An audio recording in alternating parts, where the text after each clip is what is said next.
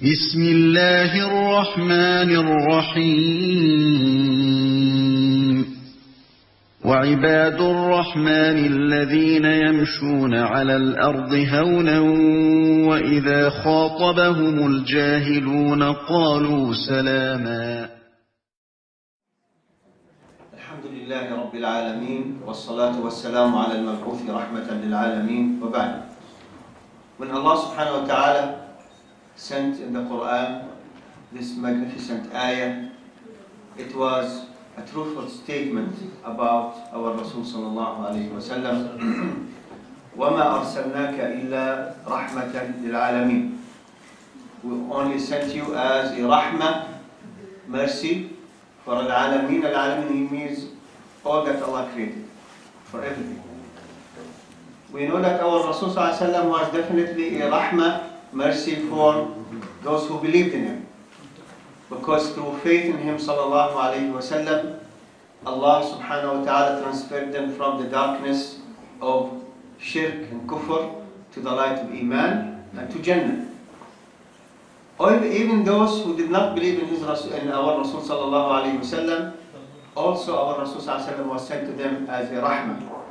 I'll give you just for the generation that lived during the time of Rasulullah sallallahu alayhi wa sallam, how he was a rahmah for them, even though they disbelieved in him. There is a part among those who disbelieved in our Rasul sallallahu alayhi wa sallam who were not hostile. They liked our Rasul sallallahu alayhi wa sallam. They just didn't want to become Muslim. They were kind to their religion, kind to Muslims. So they lived for a period of time until they died under the mercy of Islam. That was a rahmah, because there is nothing compared to the mercy of Islam. Those who Rasulullah sallallahu alayhi wa sallam fought and they died in battle during his time, our Rasul sallallahu alayhi wa sallam was a rahmah for them. You know how? Had they lived longer, they would have fought our Rasul more, their place in Jannah would be worse. So our Rasul sallallahu alayhi wa sallam was a rahmah for them. But it is beyond that. Because Allah subhanahu wa ta'ala, when he sent our Rasul sallallahu alayhi wa sallam, the earth was filled with darkness. For hundreds of years, the religions that the Prophet ﷺ brought almost disappeared. There were pockets of Jews and Christians who still followed the old religion, who still followed some kind of truthful religion, but there were pockets. There is a hadith that says that Allah subhanahu wa ta'ala, just before sending of Muhammad sallallahu alayhi wa sallam, he looked at the people of the earth and hated them all, except for few pockets of those who remained on the true religion, who mainly were Christian or Jewish. Meaning, they followed a trace of the truth that came through the prophets. They believed Isa was a Rasul, they believed Musa was a Rasul, and they tried to follow. But other than that, Allah subhanahu wa ta'ala hated the people of the earth before sending his Rasul sallallahu alayhi wa sallam. This is why, when we say that this ayah is truthful, Allah subhanahu wa ta'ala says that we only sent you as a mercy for the creation. And those who were during his time who believed in him, they had the biggest and the fullest understanding of this. Before Islam came, what kind of life did they have? They were worshipping idols, fighting each other, no religion, no belief in the hereafter and the akhirah. They had no clue about the religions that came to the prophets before them, or about Iman, or a book, or anything, just living like this. The Arabs were in a very bad situation then. They were divided into hundreds of tribes. You know that by the time our Rasulullah was sent, there were over 360 idols in or around Al-Kaaba. As Abdullah ibn Mas'ud reported, this hadith is from the Sahih al-Bukhari. Around 360, meaning what? There were about more than 300 tribes and sub-tribes. Each tribe believed in a local idol. And other tribes had their own local idols. Some few tribes had a major idol. So when you hear the idols that are mentioned in the Quran, they were followed by major tribes. But every tribe had its own idol. Every family had its own idol. To the extent that it was so foolish that when they traveled, of course during that time they thought that the jinn controlled the valleys, so they were afraid to travel, and by night they would set camp for the night in a valley. They would say, I seek refuge with the chief among the jinn of this valley, who control this valley. I seek refuge with them. For protection, they would also need to take some idols with them. Obviously, they can't carry a stone over the donkey, otherwise the donkey will start a revolution, because they can't walk for a long time. The donkey can't walk for a long time with carrying a stone, so they made idols out of dates. It's carry, it's light for carrying, and when they traveled, they got hungry, they ate the idol. After they prayed to the idol, they ate it. This is how foolish people were then. So when they came to know about our Rasul Sallallahu Alaihi Wasallam and what he brought them, those who had good sound mind among them, they said, this is different. This is our freedom now from what we used to live and how we lived it. This is now knowledge coming from Allah Subhanahu wa Ta'ala. They appreciated the coming of Rasulullah Sallallahu Alaihi Wasallam more than any generation ever, because of the way they were before and how they became after. Umar ibn Khattab, for example, used to be a drunk before Islam. He used to drink a lot. This is stories are in the Seerah. There are no ahadith to really substantiate many of them, but they're told in the Seerah. So he used to drink a lot. And his father, Al-Khattab, used to be very harsh with him. He said that Al-Khattab also used to drink a lot, and he used to send me to tend our sheep, or a sheep for some family. He used to beat me up with a stick. Umar. Now, what did Umar do to become better?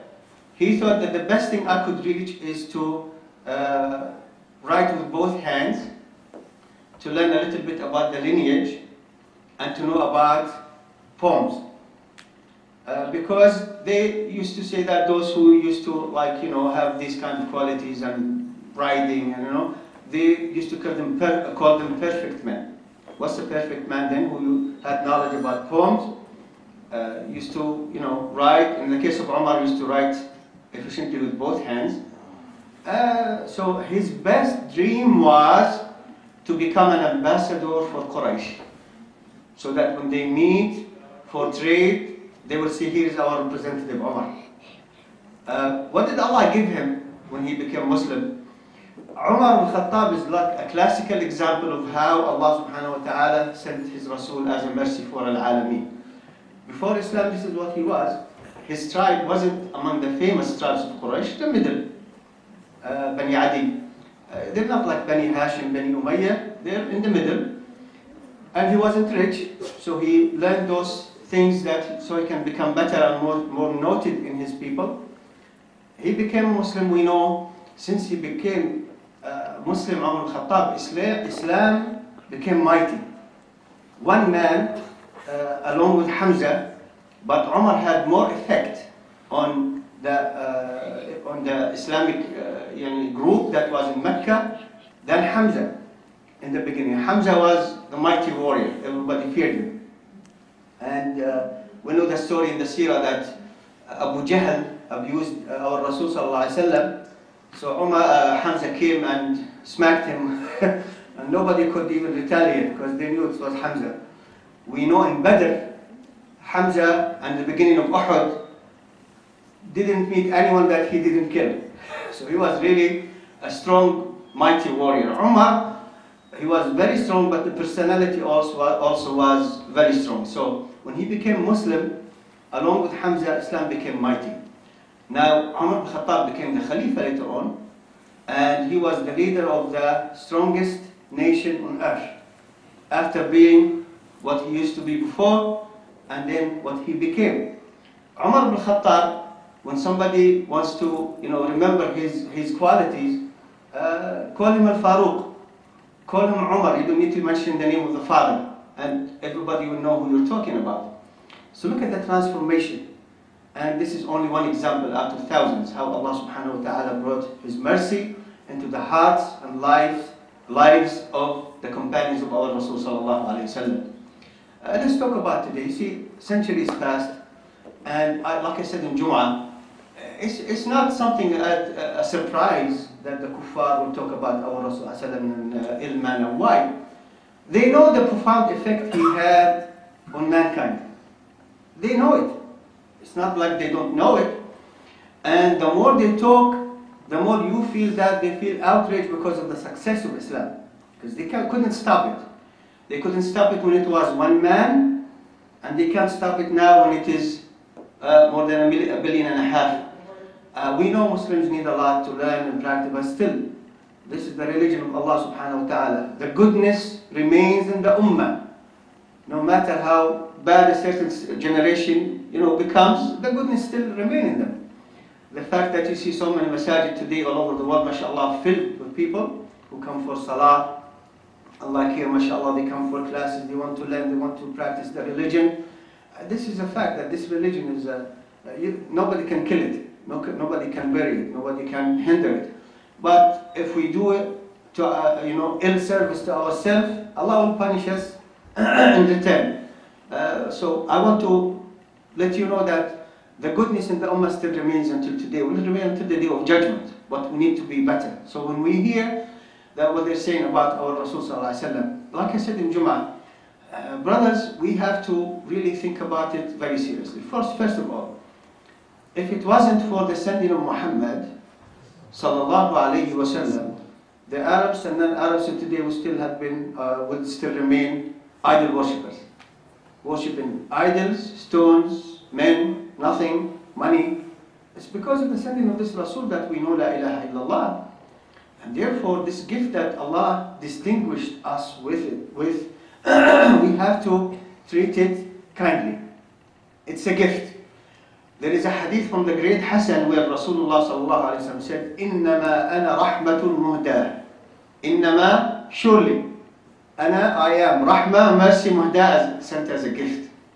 So if you think about Muhammad sallallahu alaihi wasallam as a gift sent to you personally from Allah subhanahu wa ta'ala, and how many hundreds of millions of people throughout history used this rahmah, ended up in Jannah, Allah knows how many, because our Rasul sallallahu alaihi wasallam promised us that his ummah will be more than half of the people of Jannah. More than half. All the nations that came before, they're less in Jannah than the ummah of Muhammad. All these people, how did they? It's because La ilaha illallah Muhammadur Rasulullah came to their life and made the necessary changes in their life, in their heart, to lead them to Jannah. This is what we need to do today, brothers. Imagine that nobody's attacking our Rasul sallallahu alaihi wasallam, or as we know today, they are attacking him. For me, I still have the same responsibilities the Sahaba had and the generations after that, which is number one, we need to learn our religion, brothers and sisters. It's not a joke. Death is the end of every human being. Anyone who was born into this life, the hour started ticking from that moment. So we can't avoid going back to Allah subhanahu wa ta'ala. We love to go back to Allah subhanahu wa ta'ala because His mercies encompasses everything. And therefore we need to go back to Him so that we'll be under His care. But we need to make sure that when we do that, when we go back to Allah subhanahu wa ta'ala, we do our job, our duty. He created us to worship Him subhanahu wa ta'ala. How can I worship Allah subhanahu wa ta'ala without knowing what Allah sent to His Rasul sallallahu alayhi wa sallam? This Quran is magnificent. It was sent to a man who couldn't read or write. It defeated every book written by anyone who could write. Today, it's the same as it was during the time of Rasulullah sallallahu alayhi wa sallam. A man who couldn't read or write. Out of that came the magnificent ummah that taught people how to read or write and write. How to worship Allah subhanahu wa ta'ala, how to learn the Quran, how to learn the Sunnah. So this is a miracle that we have today. How many among us feel that they miss the Quran? I miss the Quran. I want to read it every day. Even if I don't understand it, I still have at least the reading, the recitation, I get the benefit out of that. The Sunnah of our Rasul sallallahu alayhi wa sallam is a magnificent Sunnah. There is no book revealed before the Quran that rivals the Quran. Quran is the top. We have the best book. We have the best Rasul sallallahu alayhi wa sallam of all the Anbiya and Rasul. We have the best Sunnah and the most detailed. and the best generation to teach us all these. And Allah subhanahu wa ta'ala kept the religion intact for us today, so that it's proof for or against us. So I want you to, inshallah, feel the enthusiasm tonight that I want to go back home and start reading about my religion, start asking about my religion, in the intention of practicing. I'll give you an example. There is a hadith collected by Imam Bukhari and Muslim, where Rasulullah sallallahu alayhi wasallam said, "Sallu kama ra'aytumuni usalli." Pray as you have seen me pray. Now, today, many people think that the way to pray is the way I find everybody else praying. A good part of it might be true, but is this what Rasulullah ﷺ told us to do? What does this, this hadith, brothers, you live here, out of our communities and societies in the Middle East, more pressure to follow the traditions and stuff. Here, Allah gave you the opportunity to not break free from what's right, to know what's right, and to spend the time. So I would think that Rasulullah sallallahu alayhi wasallam said, "Pray as you have seen me pray." I haven't seen Rasulullah sallallahu alayhi wasallam. None of us have seen him. Who saw him? His companions. So what's my duty? Find out how he prayed. Now, Imam Bukhari took him 20 years to collect his Sahih. He put a lot of things about the Salah there. So I'll pick it up, inshallah ta'ala. Before they used to say, "Well, I'm not Arab, I don't understand Bukhari." You have it in English, you have it in Urdu, you have it in Turkish. When I was translating Tafsir ibn Kathir, I finished with Dar es Salaam, I finished in 1998. I translated the half of it. You have only 2 volumes here. Hopefully, inshallah, you get more. Remind me, I can maybe, inshallah, try to have them send the whole set for you. But anyway, when I was translating it, I would, try to search for more information about a certain hadith or word, so I can put the right word in English there. I found part of Tafsir ibn Kathir in Chinese. I couldn't read a single word or letter, for so sure. I was so happy, sir. So now the Chinese can't come and say, "I don't speak Arabic." You have it in Chinese, Habibi. Why don't you read it? Why is Allah giving us all these facilities? That first of all, this is a mercy. It's a gift from Allah. I have to value the gift, and know what it's about, so that I can use it to my benefit, because Allah subhanahu wa ta'ala is the one who sent it. Secondly, I'm required to fulfill the terms of La ilaha illallah Muhammadur Rasulullah. I'm required. It's not a statement that I make and then I go home and forget about it. It's a contract with Allah. First, my only Lord that I worship is Allah. So I dedicate all types of worship to Him alone. No, nobody shares with that. Muhammad sallallahu alayhi wa sallam is the messenger of Allah, meaning I take the shara, the sharia, the legislation, the law from him only. So there's tawheed with Allah, and there's also tawheed with Rasulullah sallallahu alayhi wa sallam, meaning what? I only take legislation from him. So when he says, "Pray as you have seen me pray," well, it's so easy, mashallah. I reach out for a book about the salah, and then find out what if what I'm doing is right or wrong, or the middle, or half. I need to know. Once we were making a seminar about the salah in Orlando, and so before every seminar I give about salah, we start about wudu. Telling people, many brothers and sisters think that they're making wudu properly. They might have. Now I'm gonna give them proof that what they're doing is right because of this hadith or that hadith. So now I know what to do before. Now I know why I'm doing it. And alhamdulillah, I brought a cup like this, 2/3 full, because that's how Rasulullah made wudu. And I made wudu in front of everybody with this much. And I washed every part 3 times. You see, when people stand next to the sink, you would think that not only him, the people around him also took a shower with him. MashaAllah, the water is right. We study physics, right? If the water comes hard on your skin, what happens? If you let it come little by little, Wallah, you'll have fun, eh? MashaAllah, very nice. You'll find that your entire hand from here all the way to here with very little water and it's wet. It's wet. So people were thinking that it's not gonna make it with this. It's not even a full cup. And every time I made it, I'm telling them, look, I am wet. My thobe is not wet. You brothers, you're not wet. So mashallah. And Rasulullah ﷺ had more hair than most men. So don't think that, well, I have more hair than Muhammad ﷺ, because one of the companions said that, or one of the tabi'in said to one of the companions, and the companion said, well, Rasulullah had more hair than you did. So, Imam Ahmad ibn Hanbal, when he used to travel, and before he got a problem with a major scholar of hadith, Yahya ibn Ma'in, they used to travel together. Yahya ibn Ma'in said, whenever I'm traveling and Imam Ahmad was making wudu, I used to cover him with my thobe. He was using so little water, I was afraid people would say he didn't know how to make wudu.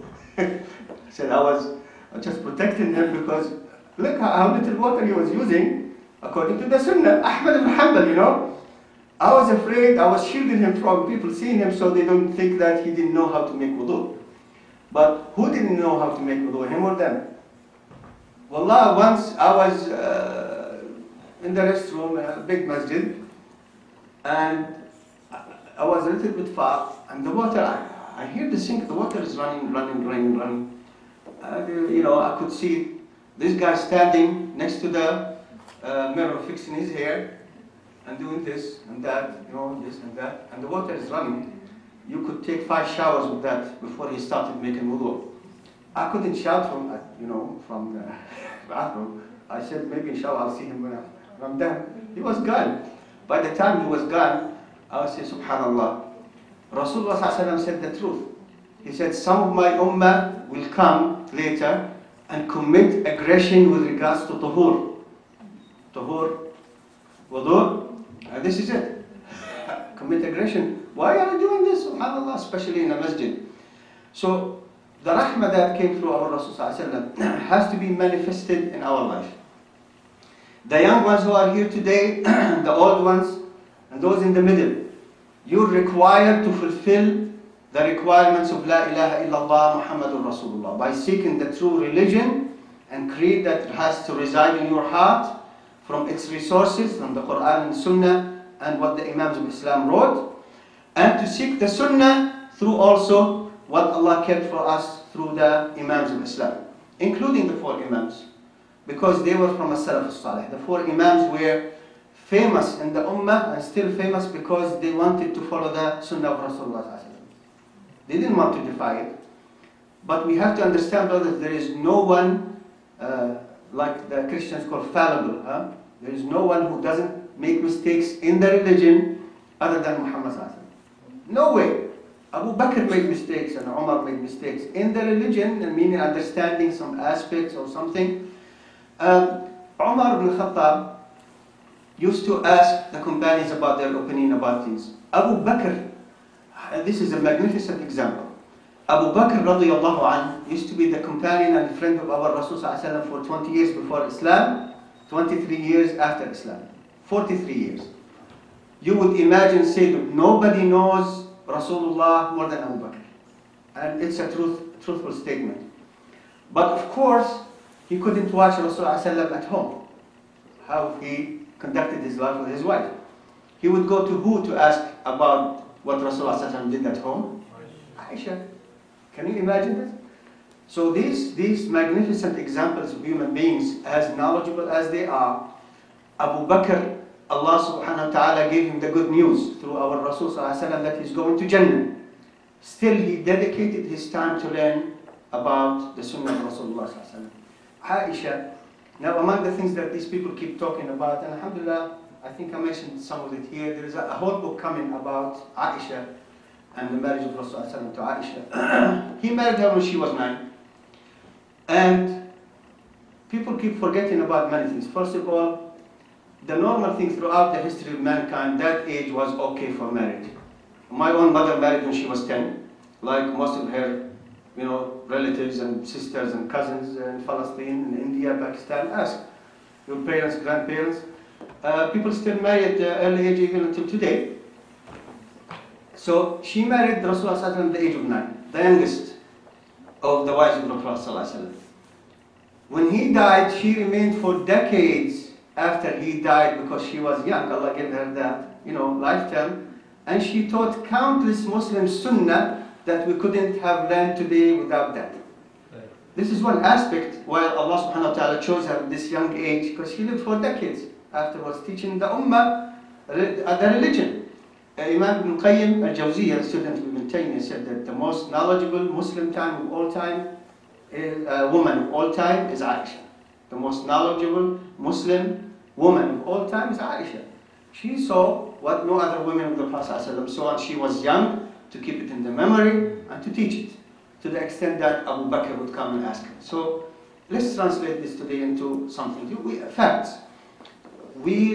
Hopefully everyone who says La ilaha illallah loves Muhammad sallallahu alaihi wasallam. But the key here is to love him more than you love yourself, or your family, or your business. You know he is your key to go to Jannah, therefore you need to learn what he came with. Now, we have scarce time maybe because of work and other things, but still you can dedicate some time every day to know about your Rasul sallallahu alaihi wasallam. Wouldn't you want to know about this man who Allah sent as a mercy, the key to go to Jannah, who Allah transferred through him, all these millions and millions of people, and made them this magnificent type of human being called the Muslim follower of Muhammad sallallahu alaihi wasallam. I mean, it's not only the duty. I would love to know what he did, because we love him, how he looked, how he walked, how he looked. Even the habits that are not from the religion, you don't have to follow them. If you grow your hair, not because it is a sunnah, but because it is the habit of Rasulullah, because you love Rasulullah, you'd like to look like him, because he had long hair at sometimes he didn't, So you want to look like him, Allah will give you a reward for that. Just for loving our Rasulullah, for the food that he used to like. If you like the food that he used to like, you don't have to, it's not from the sunnah, Allah will give you a reward. So it's a duty because we can't know our religion except through learning, and it's also our pleasure, so that we can give back a little of what our Rasul gave to us.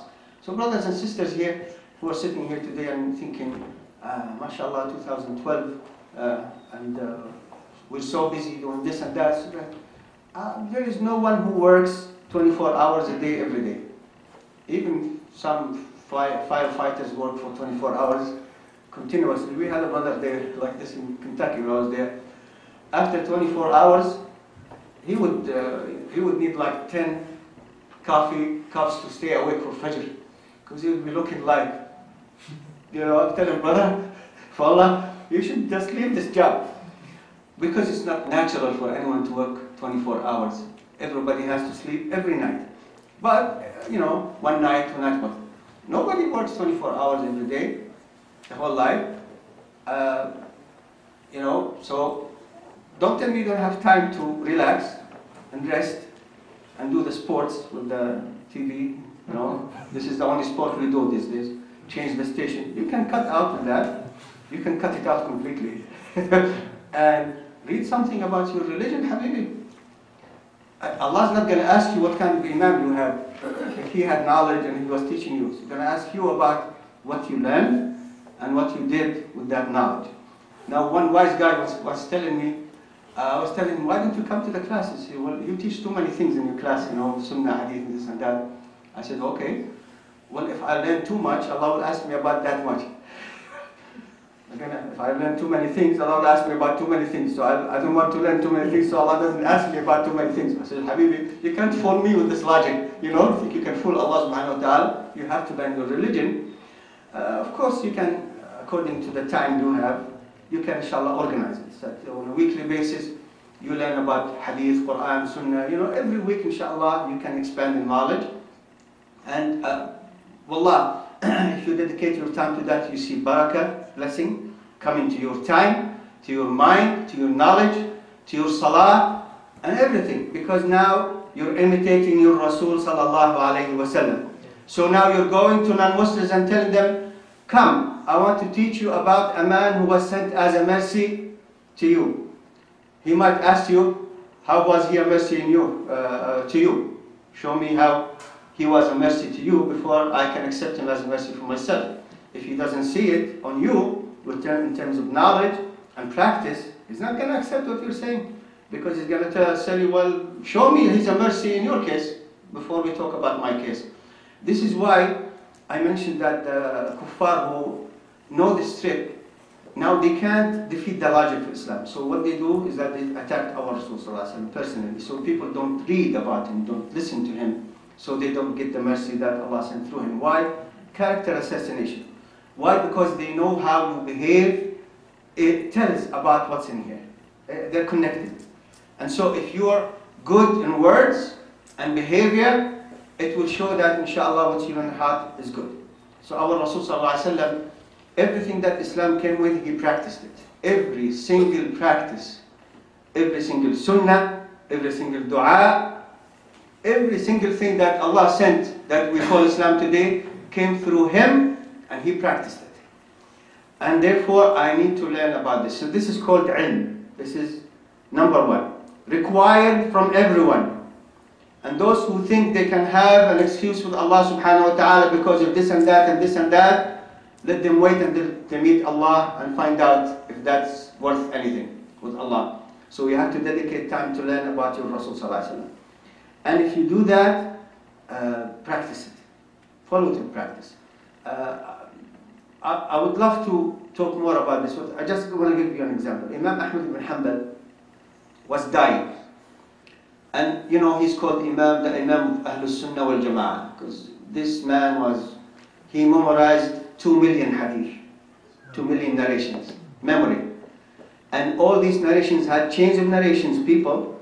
He knew the story of everyone in those people. So it's not about 2 million narrations, it's the story of the narrators too. So no scholar in the history of Islam memorized more than Imam Ahmad. He was dying. And his son came to him and said, there is such and such a scholar of hadith at the door. He wants to come visit you. He was very ill.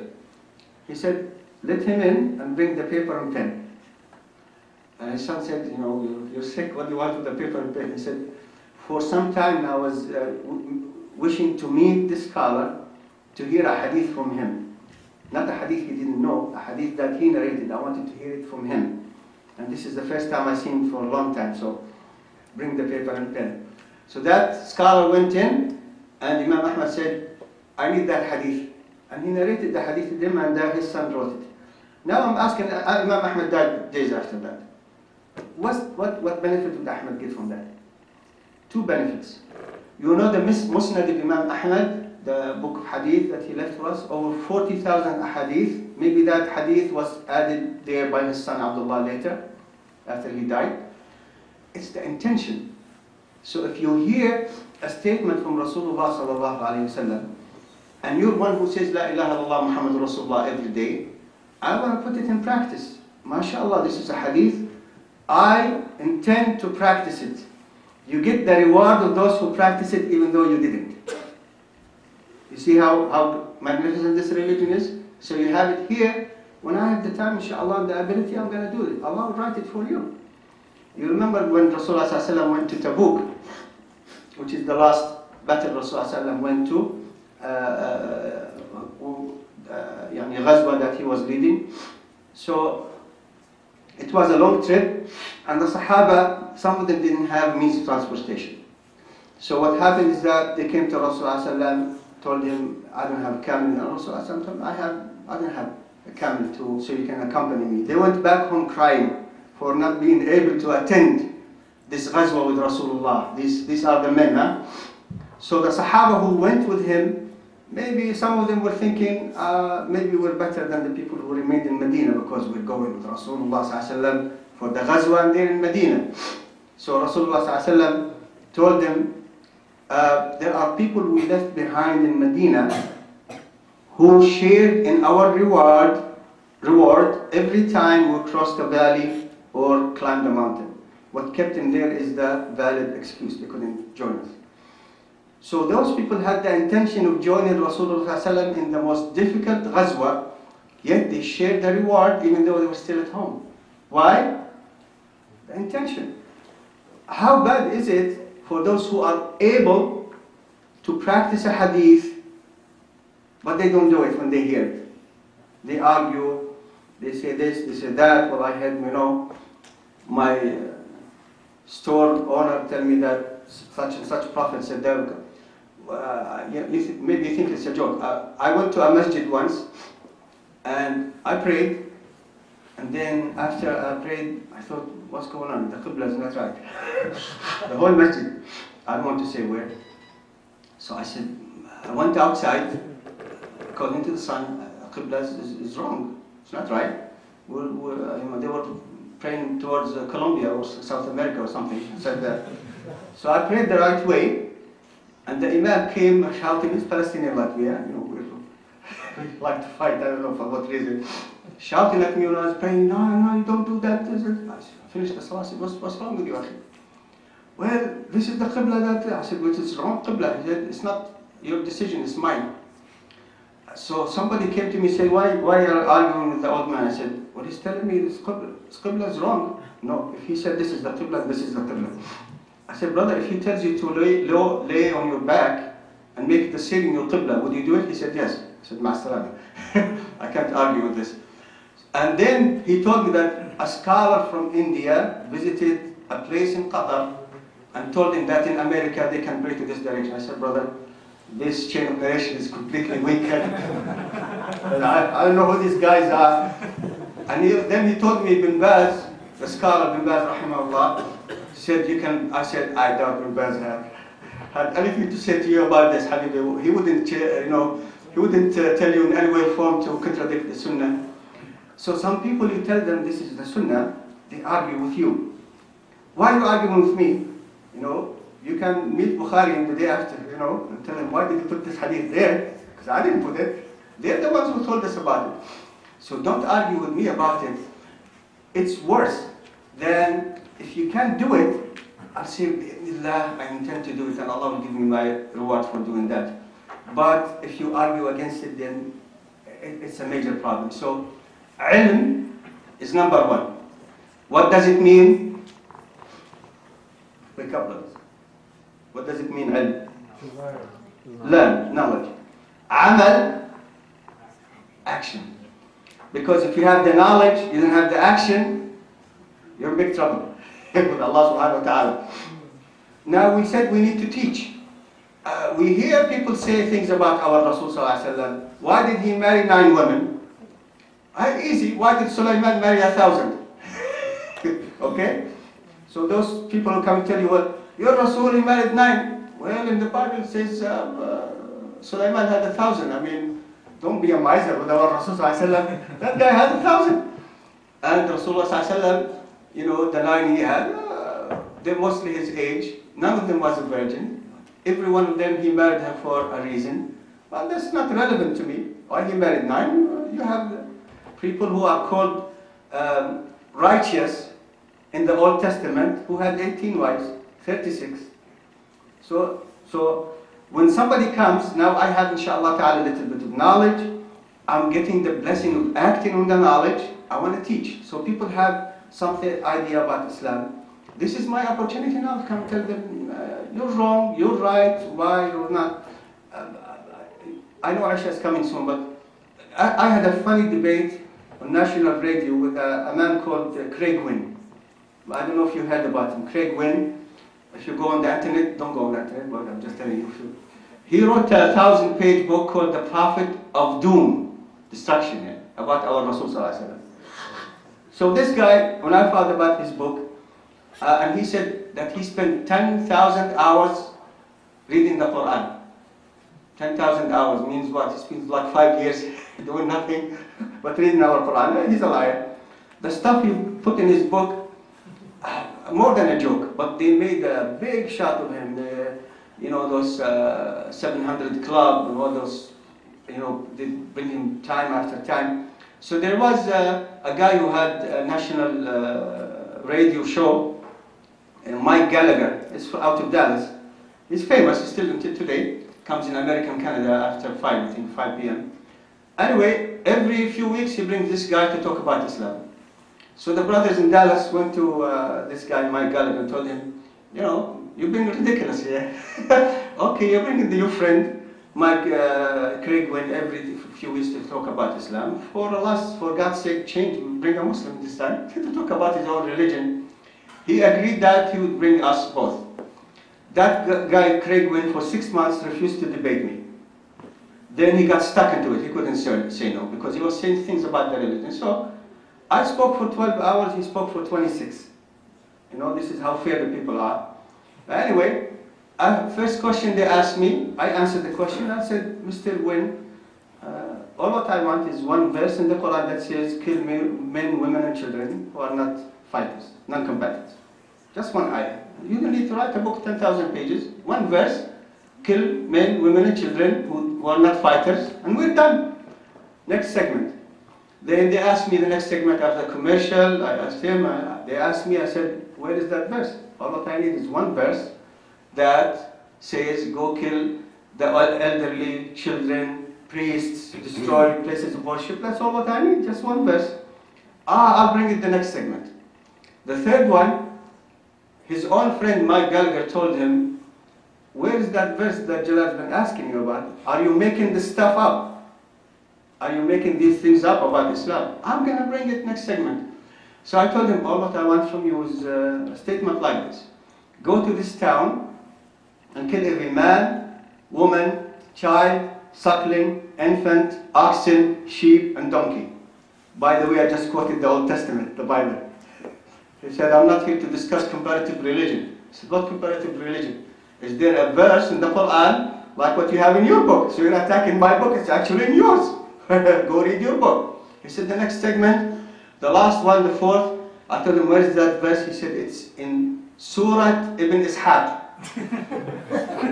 And I started laughing. The brothers who are not laughing here today, that's not good. Is there a Surah Ibn Ishaq in the Quran? So he said, it's in Surah Ibn Ishaq. I said, Surah Ibn Ishaq? Where is this coming from? This is the guy who talks about our religion. So, ilm, amal, you need to make da'wah. The da'wah here, two parts. Positive, you talk about our Rasul, the qualities of Islam, the qualities of Muslims, all good things. This is good da'wah. Also, defense is a very good da'wah. Allah did it in the Quran. Rasulullah did it in his Sunnah.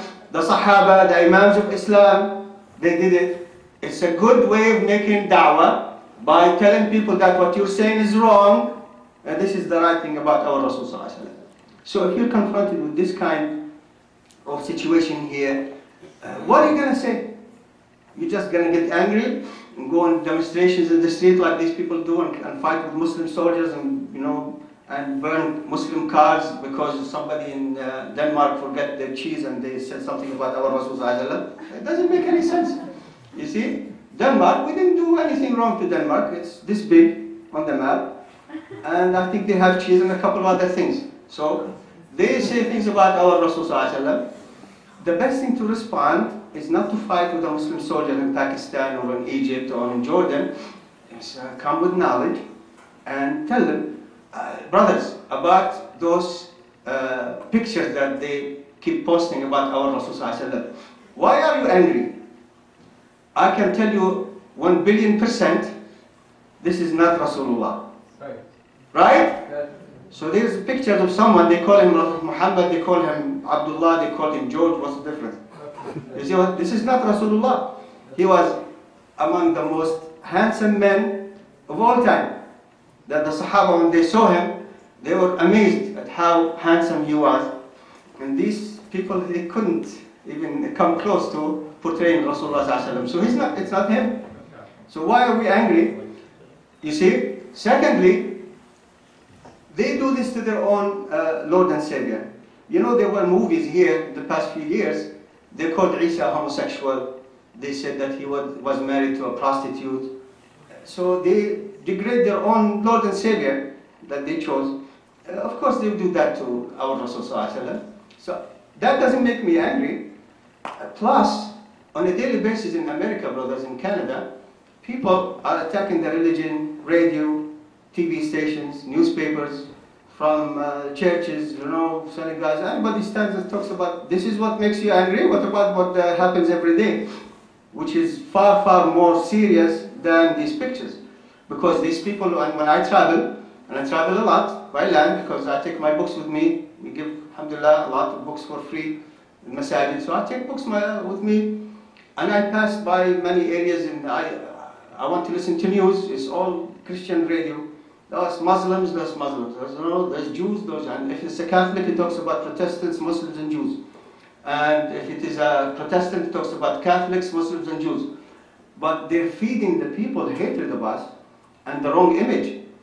And therefore, we have to do something about it. And the best way to do it is, especially here, no violence. It's not needed, wallah.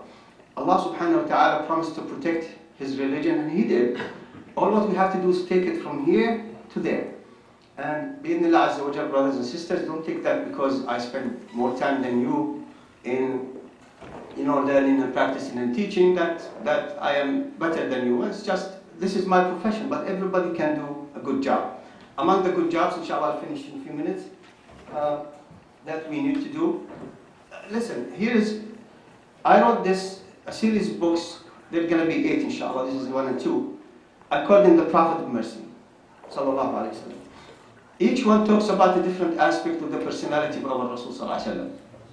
Now this one, I spoke about it during Jummah. It talks about the pillars of Iman, pillars of Islam, and many of the important details. This is good da'wah for you brothers before the non-Muslims. Because many of us don't even know these things. Or they know, but they don't know what the proof is. So make it easy. MashaAllah, we're talking about Allah has names and attributes. I find the ayah easy. And therefore, when I want to talk about Islam to my family, to myself, and to other people, let me read this, inshallah, get basic information. So if somebody at work telling me, I heard in your religion, they when somebody steals, they cut off their nose. You're laughing, I heard it in Syrian a few years ago. Somebody came as an expert in Islam. He said, yeah, those Muslims, when somebody steals, they cut off their nose.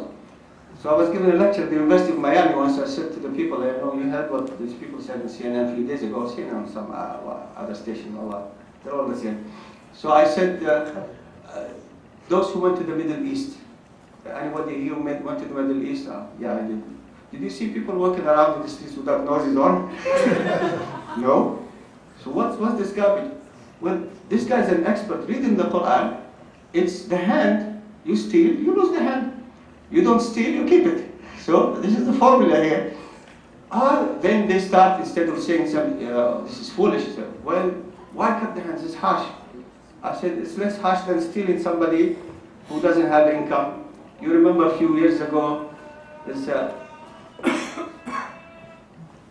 that's not it's a recording. So a 70-plus-year-old woman was in the ATM machine, and she was taking her, like she had like $200 a month, that's all she earned. And then a huge man came inside, you remember? And started punching her. And she was punching him back. I mean, she was like a fourth of his size. I mean, are you telling me that this guy doesn't deserve to have his hand and maybe his head removed? This is not right. This is not normal. And anyway, they say it's harsh. What's the punishment in the Old Testament for theft? Slavery. So you tell somebody you're going to be a slave for this guy forever, or lose the hand. I'll lose the hand. If that's the option, I'll lose the hand. But anyway, it's meant to be harsh. What I'm saying, that so many things that come in our life that we can, inshallah ta'ala, answer. It doesn't have to be. I try to make it light with some jokes, because people are harsh these days. But anyway, there are many facts that they can shock the people here.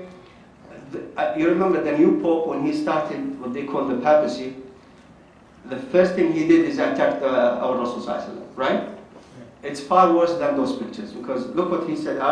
He said, he was quoting an emperor from before, show me just what Muhammad brought that was new, and there you will find things only evil and inhuman, such as his command to spread by the sword the faith he preached.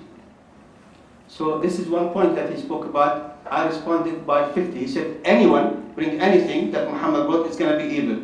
I brought 50, not one. So we can respond to this man and tell him with knowledge, you said anything that Muhammad brought that was new, it's evil. He's 50. And then I compare this to their books. Because brothers, they talk about freedom of speech. Fine, let's use it. You have freedom of speech to talk about my Rasul. I'll talk about you and your book and your teacher, and in a good way. Now, spread by the sword. In the Quran, Allah says what? La ikraha fi din. There is no compulsion in religion. In their book, it says, go to the valleys and the streets and compel everybody to come to my house. Based on that, St. Augustine, you know, the first city established in the United States, which city in Florida? St. Augustine, because he's like a big shot there. He said, based on this, the government should send people to force those who are deviant, don't follow the right path, to come back to the right path or punish them. So they used it to punish people who are against, you know, who have some kind of other ideas in the religion. What happened in Spain later on, what they call it? Inquisitions. It was based on this fatwa by this Shaykh, St. Augustine. See? So when they say your religion says, then no. And the Quran says there is no compulsion in religion, and yours it says. There are 50 things here that happen here, and people are circulating about our religion. And I'm suggesting that, inshallah ta'ala, each one is answered in 2, 3, 4 pages.